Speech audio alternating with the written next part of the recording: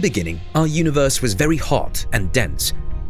As the universe cooled down, the electrons interacted with the nuclei, forming the first atoms. A few 100 million years later, the first stars and eventually galaxies appeared. But how did they form? This thing will help us understand. A $10 billion time machine which has been in development for over 20 years.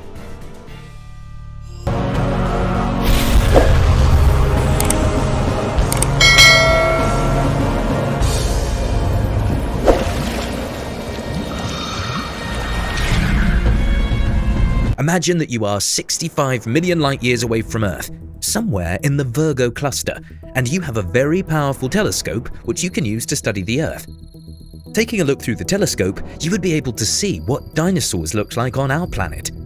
Of course, we will face many obstacles along the way, but we are talking about an incredibly powerful telescope, right? The James Webb Space Telescope is exactly that. It is 100 times more powerful than the Hubble telescope. Just look at the comparison of the sizes of their primary mirrors. And yet, James Webb's mirror is 113 kilograms, 249 pounds lighter. The telescope works in the infrared spectrum. The infrared radiation can penetrate the dust cloud and allow us to see the stars forming within. Additionally, Einstein's theory of relativity states that the space between objects in our universe expands, and so does light. As the light from the first stars and galaxies travels in our direction, its waves lengthen and the light becomes infrared, also known as redshift. Every time you look up at the night sky, just know that there are many stars and galaxies, the light of which stretched and became invisible or too faint for you to see. So here's a question.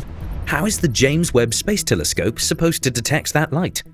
It will be assisted by a huge mirror, which will increase the amount of collected light. The more light, the more detailed the image. The mirror is made with 18 hexagonal segments, each one 1.32 meters, 4.3 feet in diameter. This shape will enable the crew to fold the mirror on Earth and unfold it in space. Then, the focus of the mirror will be calibrated by shifting the various segments with an accuracy of 1 to 10,000, 1/10,000th of the thickness of a human hair. The light is collected onto the secondary mirror. Then it is reflected and sent to the scientific tools. After it is filtered, it is then focused on the hypersensitive infrared detectors, at which point the photons are converted into electrical voltage. The actual telescope is equipped with 4 tools. NIRCam is the telescope's primary imager in the near-infrared range. 10 sensitive detectors allow it to detect the light of the first stars and galaxies. In addition, NIRCam is equipped with chronographs. And what are they? Imagine that you're blocking the sun with your hand. By blocking the bright light, you can see the road ahead of you. A coronagraph follows a similar principle.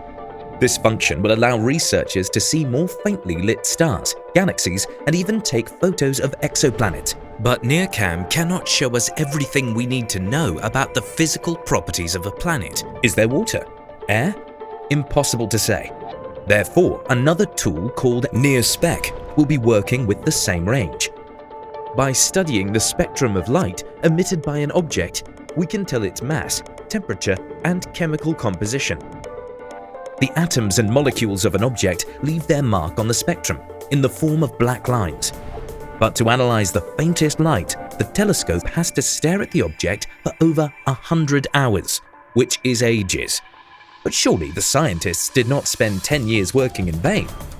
To avoid wasting the telescope resources on a single object, the NIRSpec is equipped with a superpower to provide spectroscopies of hundreds of objects at once, which was achieved by developing a new technology called micro-shutter system. This system is made of 250,000 shutters that open and close. If you ever observed the night sky in a town or city and compared it to what you can see at night in the countryside, you could probably tell the difference. It happens due to the high volume of light in the city. Therefore, the micro-shutter system will block the irrelevant light, allowing us to see the most faintly lit objects. The light is then dispersed into the spectrum and sent to the detectors. How much light is there in outer space? A huge amount, and in order to capture only the relevant light, the telescope has to be constantly directed at different targets. This will be possible with the help of the Fine Guidance Sensor, FGS. Additionally, scientists from the Canadian Space Agency developed the Near-Infrared Imager and Stiltless Spectrograph, which also takes pictures and captures spectroscopies in near-infrared light. But how do we deal with thick dust clouds that obstruct the view? Near-infrared light might not be able to penetrate them. And that's where the last tool comes in. MIRI is also equipped with a camera and a spectrograph, but it works in a different range of infrared light, one with longer waves, which can penetrate the thick dust clouds. Its sensitive detectors will allow us to observe the red-shifted light of distant galaxies, newly forming stars and comets. The issue with MIRI is that unless this tool is cooled to 6.7 Kelvin or negative 266.5 Celsius, it starts capturing its own heat. So scientists developed an additional cooling system called cryocooler. In essence, it's a sophisticated refrigerator in which helium will travel along pipes, cooling MIRI to the right temperature as a result. But now we have a different problem: the Sun, the Moon, and Earth radiating heat. And as a solution for this problem, the engineers developed an incredible passive cooling system for the telescope, the Sun Shield. The size of this shield is 21 meters long and 14 meters across. The shield is made up of 5 layers, with space in between each layer of material so they can cool efficiently. Each layer is made from a special film that can withstand very high temperatures. This material is called Kapton. In addition, each layer is coated in aluminum, and the first 2 have an additional coat of doped silicone in order to be able to withstand even higher temperatures. For the Sun Shield to be able to hide the telescope from the Sun, the Moon, and Earth simultaneously, the JWST has to be 1.5 million kilometers away from Earth. As a reference, the Hubble Space Telescope was only 547 kilometers. The James Webb Space Telescope will travel to a special location known as Lagrange Point 2. It is one of the 5 places in the solar system where gravitational forces allow the object to remain in a fixed position relative to Earth. Remember how we talked about a folding mirror? Similarly, the Sun Shield and many other components will be foldable. This way, the scientists can fold the telescope and pack it into the rocket Ariane 5, which is the most reliable rocket capable of delivering the telescope into space. And now, let's talk about the most exciting thing: the possibilities of the James Webb Space Telescope.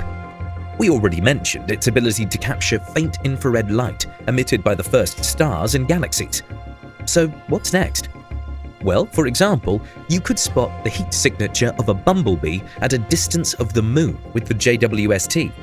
But why should you care about a bumblebee? Did you know that Saturn is not the only planet with rings?